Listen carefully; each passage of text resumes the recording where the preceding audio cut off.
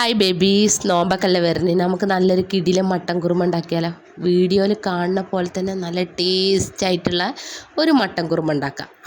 അപ്പോൾ ആദ്യം തന്നെ മട്ടൻ കഴുകിയത് കുക്കറിലേക്ക് ഇടുക. കുക്കറിലൊരു കറി വെച്ചതാണ്, അപ്പോൾ കഴുകാത്തതല്ല കേട്ടോ. അതിലേക്ക് 1.5 ഉള്ളി, 2 തക്കാളി, ഒരു പച്ചമുളക്, ഇഞ്ചി വെളുത്തുള്ളി, ഉപ്പ്, ആവശ്യത്തിന് വെള്ളം ഒഴിച്ചിട്ട് ഒരു 6 വിസിൽ വരുന്ന വരെ വെയിറ്റ് ചെയ്യുക. അതിൻ്റെ ഇടയിൽ നമ്മൾ കറി സെറ്റാക്കാനുള്ളതൊക്കെ സെറ്റാക്കി വെക്കട്ടോ. 2 ഏലക്ക, കുരുമുളക്, പട്ട, കുറച്ച് കറാമ്പൂവൊക്കെ ഇട്ട് ഒന്ന് ജസ്റ്റ് ചതച്ചതിന് ശേഷം വെളിച്ചെണ്ണയ്ക്ക് ഇട്ട് കൊടുത്തിട്ട് കറിവേപ്പില ഇട്ടിട്ട് ആ വേവിച്ച് വെച്ച മട്ടൻ ഇടുക. എന്നിട്ട് അതിലേക്ക് പ്രധാന ഇൻഗ്രീഡിയൻ്റ് ഇട്ടാൽ എന്താണ് തേങ്ങ അരപ്പ് ചേർക്കുക. അതിലേക്ക് പച്ച തേങ്ങ, 2-3 അണ്ടിപ്പരിപ്പ്, കുരുമുളക്, അത് തിക്കായിട്ടൊന്ന് അരച്ചെടുക്കുക.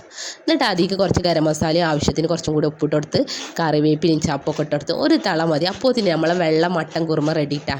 ഇത് മട്ടനിൽ മാത്രമല്ല, നിങ്ങൾക്ക് എല്ലാത്തിലും പരീക്ഷിക്കാം. അപ്പോൾ അടുത്ത വീഡിയോ എന്താണെന്ന് അറിയോ? വെജിറ്റബിളിൽ നമ്മളൊന്ന് പരീക്ഷിച്ചതാണ്. അപ്പോൾ വെജിറ്റബിൾ കുറുമക്കറി ഇട്ടാ. പച്ചക്കടല കുതിർത്ത് വെച്ചിട്ടുണ്ട്, ഒരു ഉള്ളി, ഒരു ഉരുളക്കിഴങ്ങ്, ഒരു തക്കാളി, ഒരു പച്ചമുളക് ഒക്കെ എടുത്ത് എല്ലാം ഒന്ന് സെറ്റായി അരിഞ്ഞെടുത്തിട്ടുണ്ട്. എന്നിട്ട് കുക്കറിലേക്ക് അതൊക്കെ ഇട്ട് കൊടുക്കട്ടെ. അപ്പോൾ ക്യാരറ്റ് ഉണ്ടെങ്കിൽ അത്രയും നന്നാവും. ഞങ്ങളുടെ കയ്യിൽ ക്യാരറ്റ് ഇല്ലായിരുന്നു, അപ്പോൾ ഞാൻ ഇട്ട് കൊടുത്തിട്ടില്ല. അപ്പോൾ അതിക്കൊക്കെ ഇട്ട് കൊടുത്ത് പച്ചക്കടല ഇട്ട് കൊടുത്ത് ആവശ്യത്തിന് ഉപ്പും കുറച്ച് വെള്ളം ഒഴിച്ചിട്ട് 4 വിസിൽ വരുന്നവരെ വേവിക്കാൻ വെക്കുക. നേരത്തേൽ ഞാൻ പറഞ്ഞിരുന്നു ഇഞ്ചി വെളുത്തുള്ളി ചേർക്കും, പക്ഷേ പച്ചക്കറിയിൽ ഒരിക്കലും ഇഞ്ചി വെളുത്തുള്ളി ചേർക്കരുത്, അപ്പോൾ ടേസ്റ്റ് പോവും. അപ്പോൾ അടുത്തതായി നേരത്തെ കാണിക്കാത്തൊരു വീഡിയോ ആണ് ഈ കാണിക്കുന്നത്. ഇതിൻ്റെ അരപ്പിൻ്റെ വീഡിയോ. ആവശ്യത്തിന് തേങ്ങ എടുത്ത് ഒരു 6 അല്ലി അണ്ടിപ്പരിപ്പും കുറച്ച് കുരുമുളകും ഒരു നുള്ള് പെരിഞ്ചീരകം ഇട്ട് ആവശ്യത്തിന് വെള്ളം ഒഴിച്ചിട്ട് നല്ല തിക്കായിട്ട് പേസ്റ്റ് രൂപത്തിൽ തന്നെ അരച്ചെടുത്തോളി. പേസ്റ്റ് ആക്കും തോറും ടേസ്റ്റ് കൂടിട്ടാ.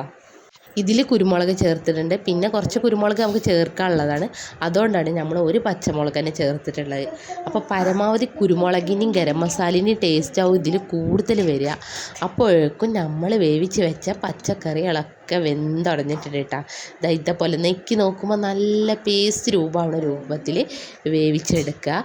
അങ്ങനെ അതിലേക്ക് നമ്മളെ തേങ്ങ ഒഴിച്ചു കൊടുക്കുക.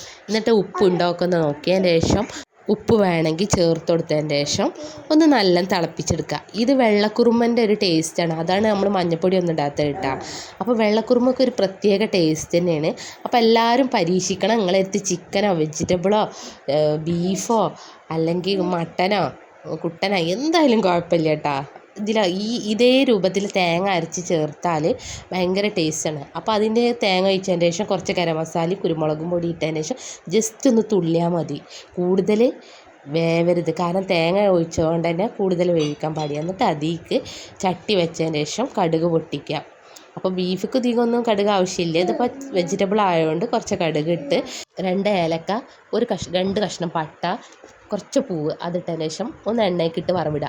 എന്നിട്ട് അതിലേക്ക് ചപ്പുപൊതിനയും കറിവേപ്പില ഉണ്ടെങ്കിൽ അതിട്ട് ജസ്റ്റ് വറവിട്ടിട്ട് ഒന്ന് ഒഴിച്ചതിന് ശേഷം അപ്പോൾ നമ്മളെ കുറുമ റെഡിയാണ്. ചപ്പാത്തി, പൊറോട്ട, പത്തിരി, വെള്ളപ്പം എല്ലാ അപ്പങ്ങൾക്കും മസ്റ്റ് ട്രൈ ആണ്. അപ്പോൾ എല്ലാവരും ഒന്ന് ട്രൈ ചെയ്തിട്ട് ഇന്നൊന്ന് മെൻഷൻ ചെയ്യാൻ മറക്കരുത് കേട്ടോ.